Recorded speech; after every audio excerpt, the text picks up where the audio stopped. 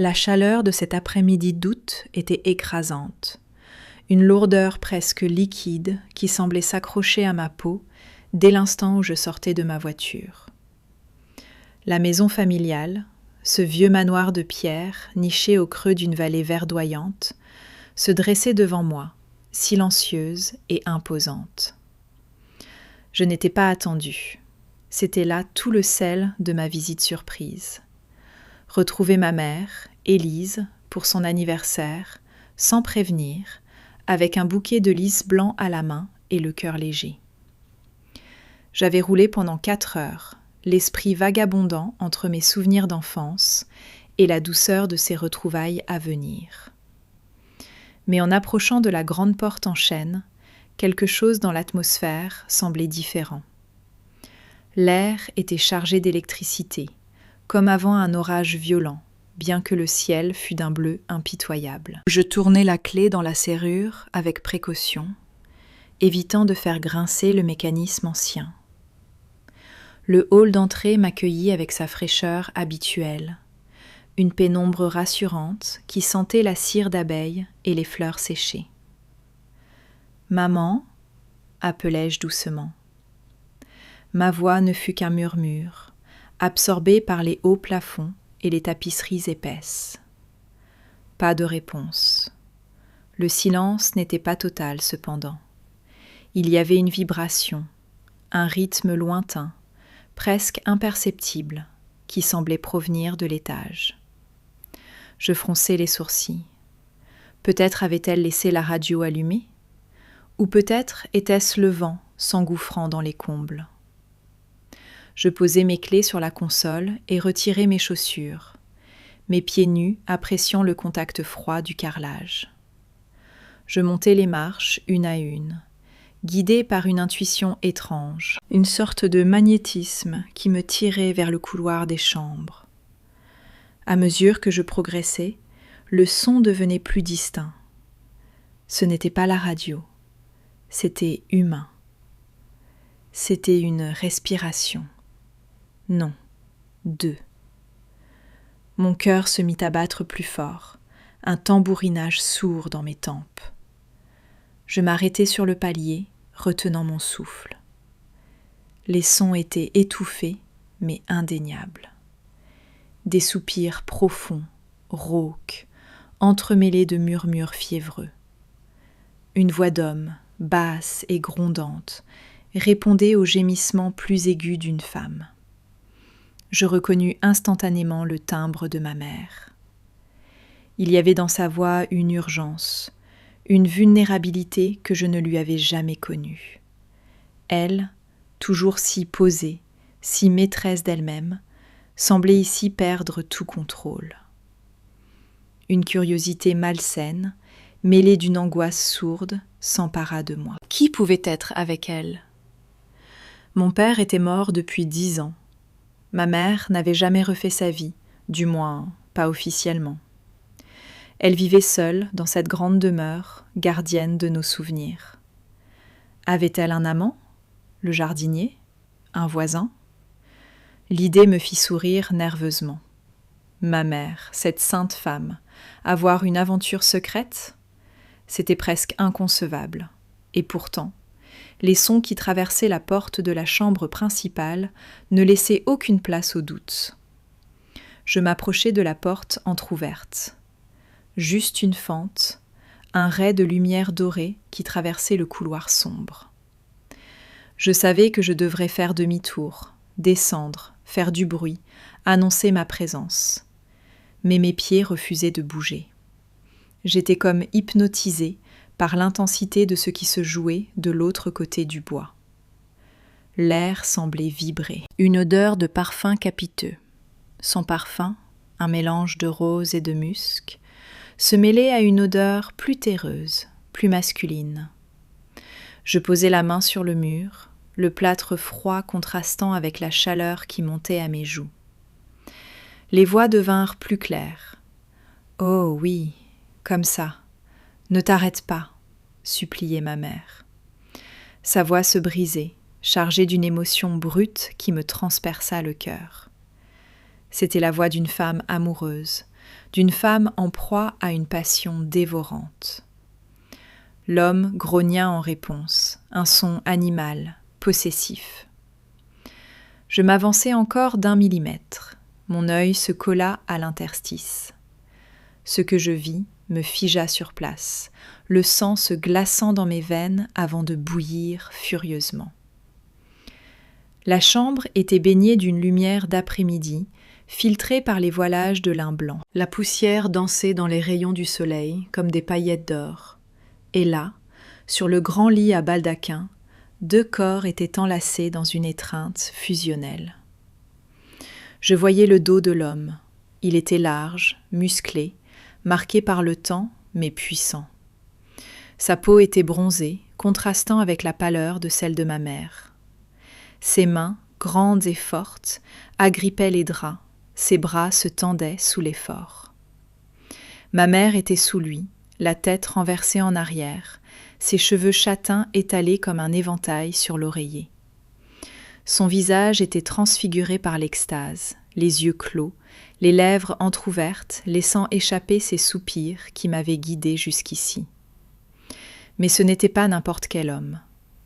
Alors qu'il se redressait légèrement pour embrasser le cou de ma mère, son profil fut éclairé par le soleil. Je sentis mes genoux flancher. Je dus m'agripper au cadre de la porte pour ne pas tomber. Ce profil aquilin, cette barbe grise soigneusement taillée, cette prestance indéniable, même dans le dénuement le plus total. C'était Jacques. Jacques, l'homme qui avait été présent à chaque Noël, à chaque anniversaire. Jacques qui m'avait appris à faire du vélo. Jacques que ma mère appelait toujours « père », avec un respect infini. Non pas son père biologique, Dieu merci, mais son beau-père. L'homme qu'il avait élevé depuis ses 5 ans, après la mort de son propre père. L'homme que je considérais comme mon grand-père. Le choc fut si violent que j'eus l'impression de recevoir un coup de poing dans l'estomac. Il n'avait aucun lien de sang, je le savais, mais le tabou était là, immense, pesant. Il l'avait vu grandir. Il était la figure patriarcale de cette famille. Et pourtant, ce que je voyais sous mes yeux n'avait rien de filial. C'était de la passion pure, brute, incandescente. Je restais là, pétrifiée, incapable de détourner le regard de cette scène interdite. C'était comme regarder un incendie, terrifiant mais fascinant. Je voyais la façon dont il la touchait, non pas comme un père, mais comme un amant dévoué, adorant chaque parcelle de son corps. Et je voyais la façon dont elle répondait, avec une ferveur que je ne soupçonnais pas. Il y avait entre eux une alchimie si puissante qu'elle semblait brûler l'oxygène de la pièce. Je sentais mon cœur battre jusque dans ma gorge. Je devais partir. Je devais fuir, courir jusqu'à ma voiture et oublier que j'avais vu ça. Mais je ne pouvais pas. J'étais prisonnière de l'instant, témoin involontaire d'un secret gardé, sans doute depuis des années. Combien de temps cela durait-il ? Depuis la mort de papa ou bien avant ? Des questions tourbillonnaient dans mon esprit, vertigineuses. Mais pour l'instant, il n'y avait que le son de leur respiration mêlée et la lumière dorée qui caressait leur peau nue. Je restais là, suspendue dans le temps, spectatrice invisible de leur intimité. Chaque seconde qui s'écoulait rendait la situation plus irréelle, plus intense. La culpabilité de mon voyeurisme se heurtait à une fascination troublante. Ce n'était pas seulement du sexe, c'était une communion. Il y avait dans leurs gestes une lenteur étudiée, une connaissance profonde du corps de l'autre qui ne pouvait être le fruit d'une aventure passagère. C'était l'histoire de 2 âmes qui se connaissaient par cœur, qui s'étaient cherchées et trouvées dans l'ombre.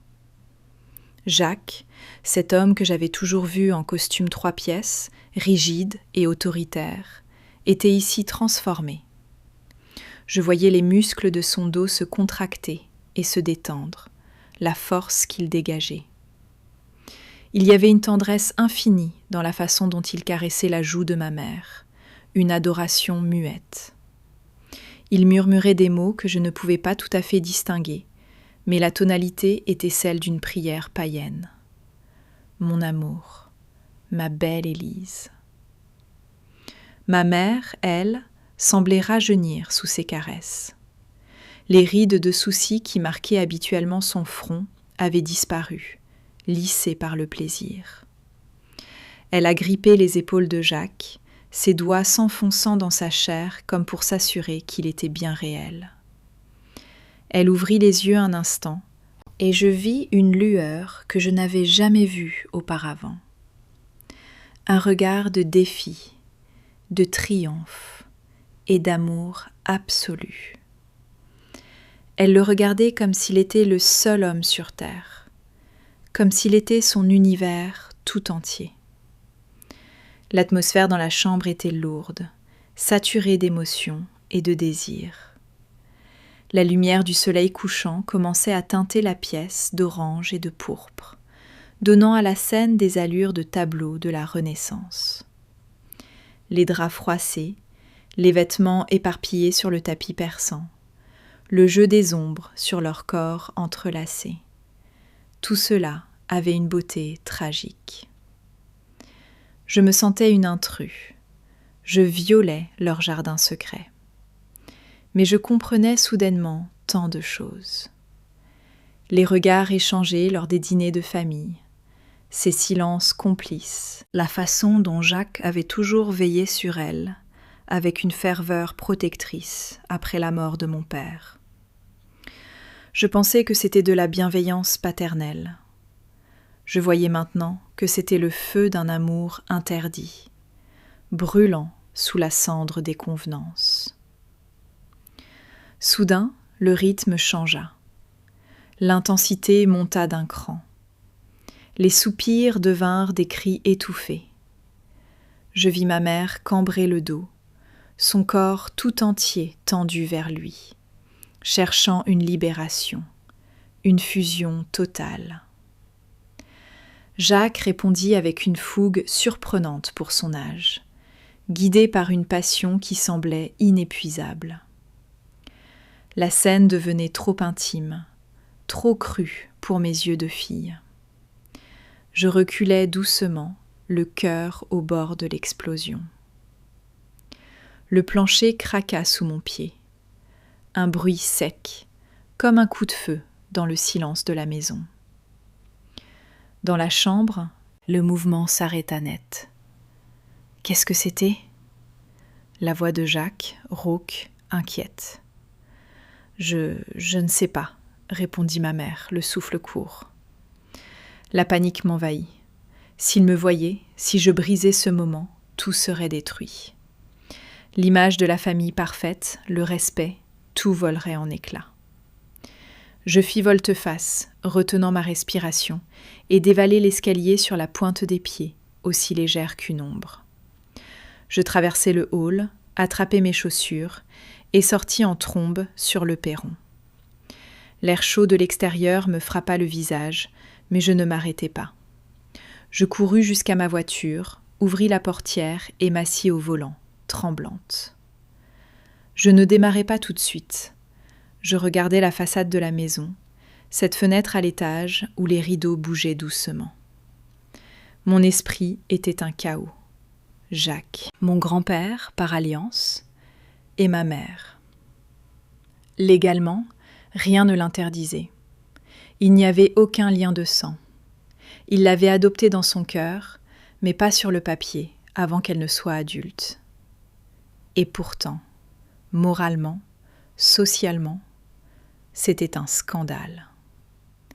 Mais ce que j'avais vu, ce n'était pas du vice, c'était de l'amour. Un amour puissant, dévastateur, qui avait survécu au temps et au deuil. Je me revisualisais la scène, la beauté de leur corps, la sincérité de leurs cris. Il y avait quelque chose de profondément humain et touchant dans leur vulnérabilité. Qui étais-je pour juger ? Moi qui enchaînais les relations sans lendemain, cherchant désespérément cette étincelle qu'il semblait avoir préservée contre vents et marées. Je pris une profonde inspiration, essayant de calmer les battements de mon cœur. Je ne pouvais pas partir comme une voleuse. J'étais venue pour son anniversaire, je devais jouer le jeu. Je devais faire semblant de n'avoir rien vu, rien entendu. Je sortis de la voiture, claquai la portière bruyamment cette fois pour annoncer ma présence. Je criai joyeusement vers la maison. « Maman, c'est moi, je suis là !» J'attendis quelques secondes, le regard fixé sur la porte d'entrée. Mon cœur battait la chamade. Comment allait-il réagir ? Allait-il descendre ensemble ? Jacques allait-il se cacher ? La porte s'ouvrit quelques minutes plus tard. Ma mère apparut. Elle portait une robe d'été légère, ses cheveux étaient attachés à la hâte, ses joues étaient encore rosies par l'effort et l'émotion. Mais ses yeux brillaient d'un éclat que je ne lui avais pas vu depuis des décennies. « Chloé, ma chérie !»« Quelle surprise !» s'écria-t-elle, descendant les marches pour m'embrasser.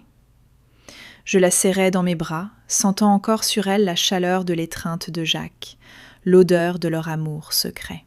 « Joyeux anniversaire, maman !» murmurai-je, la gorge nouée. Derrière elle, dans l'ombre du hall, une silhouette apparut. Jacques. Il était impeccable, chemise boutonnée, l'air digne. Mais je vis, dans ses yeux sombres, une lueur d'inquiétude et peut-être un reste de cette flamme que j'avais surprise là-haut. Le dîner ce soir-là fut un chef-d'œuvre de non-dits et de tensions souterraines. Nous étions assis tous les trois autour de la table en acajou, la lumière des bougies vacillant doucement, projetant des ombres dansantes sur les murs. Ma mère avait cuisiné ses plats signatures, mais elle mangeait peu, son regard dérivant constamment vers Jacques, puis vers moi, avec une anxiété palpable. Jacques, lui, tentait de maintenir la conversation sur des sujets banals, mon travail, la météo, l'entretien du domaine. Mais sa voix trahissait parfois une douceur inhabituelle lorsqu'il s'adressait à elle. Chaque fois que leurs mains se frôlaient accidentellement en se passant le pain ou le sel, je voyais l'électricité passer. C'était flagrant. Comment avais-je pu être aveugle si longtemps ? Peut-être parce qu'on refuse de voir ses parents ou ses figures parentales comme des êtres sexuels, passionnés, capables de transgresser les règles. Le vin déliait les langues, mais alourdissait l'atmosphère. Je sentais le poids de mon secret m'écraser. Je les regardais, ces deux êtres que j'aimais, et je voyais non plus ma mère et mon grand-père de substitution, mais un homme et une femme liés par une histoire complexe. Au moment du dessert, alors que Jacques s'était levé pour aller chercher une bouteille de champagne à la cave, le silence retomba lourdement. Ma mère jouait avec sa serviette, les yeux baissés. « Tu es calme ce soir, Chloé ?» dit-elle doucement. Je levai les yeux vers elle. Je pouvais mentir. Je pouvais continuer cette charade. Mais l'image de deux, là-haut, était gravée dans ma rétine. « Je t'ai entendu, maman, » lâchai-je. Les mots sortirent plus vite que prévu. Elle se figea. Son visage devint livide. « Quoi ? » Tout à l'heure, quand je suis arrivée, la porte était ouverte. Le silence qui suivit fut assourdissant. On aurait pu entendre une épingle tomber. Ma mère me regarda, les yeux écarquillés, un mélange de terreur et de honte sur le visage. « Chloé, ce n'est pas ce que tu crois, enfin, si, mais... » Elle bégaya, perdant toute sa superbe. « C'est Jacques, » dis-je simplement. Ce n'était pas une question. Elle baissa la tête, les larmes montant aux yeux. « Oui. » « Depuis combien de temps ?» Elle soupira, un long soupir tremblant qui semblait venir du fond de son âme. « Des années. Bien avant la mort de ton père, nous étions proches. Mais il ne s'est rien passé tant que ton père était là. Jamais. Jacques l'aimait trop pour ça. Mais après la solitude, le chagrin, nous nous sommes trouvés. Il a toujours été là pour moi. Il n'est pas mon père, Chloé, tu le sais. Il a épousé ma mère quand j'avais déjà 20 ans. Il n'y a pas de lien de sang. Elle plaidait sa cause, cherchant mon approbation, ou du moins mon pardon. Je sais, maman, je sais qu'il n'y a pas de lien de sang. Mais Jacques ? On ne choisit pas qui on aime, murmura-t-elle avec une intensité qui me rappela les cris étouffés de l'après-midi. Il me voit, Chloé. Il me voit vraiment. Pas comme une fille, pas comme une veuve, comme une femme. Jacques revint à ce moment-là, une bouteille à la main. Il s'arrêta net en voyant l'expression de ma mère et la mienne. Il comprit immédiatement. Il posa la bouteille doucement et s'approcha de ma mère, posant une main protectrice sur son épaule. « Elle sait ?» demanda-t-il, sa voix grave brisant le silence. Ma mère hocha la tête, les larmes coulant sur ses joues. Jacques se tourna vers moi. Il ne baissa pas les yeux. Il n'avait pas l'air honteux. Il avait l'air fier, défiant, prêt à défendre son amour contre le monde entier s'il le fallait. « J'aime ta mère, Chloé, dit-il, plus que ma propre vie. Je sais que cela peut sembler étrange, peut-être même mal aux yeux de certains. Mais nous ne faisons de mal à personne. Nous nous sommes aimés dans l'ombre pendant trop longtemps. » Je les regardai, unis face à moi. L'image de leur étreinte passionnée me revint, mais cette fois sans le choc. Juste avec la compréhension de la force de ce lien.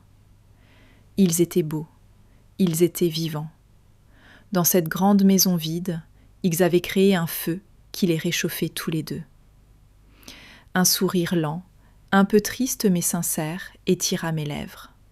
« Je ne vais pas vous juger, dis-je doucement. Je vous ai vu tout à l'heure. Je n'ai jamais vu deux personnes s'aimer comme ça. » Ma mère releva la tête, surprise. « C'est vrai ? » ?»« C'est vrai, c'est intense, » dis-je avec un petit rire nerveux. La tension tomba d'un coup. Jacques expira bruyamment, ses épaules s'affaissant de soulagement. Il embrassa le sommet du crâne de ma mère. « Merci, Chloé, » dit-il. Nous finîmes la soirée à boire le champagne, parlant plus librement que jamais. Ils ne se cachaient plus. Jacques tenait la main de ma mère sur la table. Ils échangeaient des regards brillants. J'avais perdu une certaine illusion d'innocence ce jour-là. J'avais vu ma mère faire l'amour avec l'homme qu'elle appelait père. Mais j'avais gagné une vérité bien plus précieuse. L'amour n'a pas d'âge, pas de règles, et il surgit souvent là où on l'attend le moins, brûlant tout sur son passage.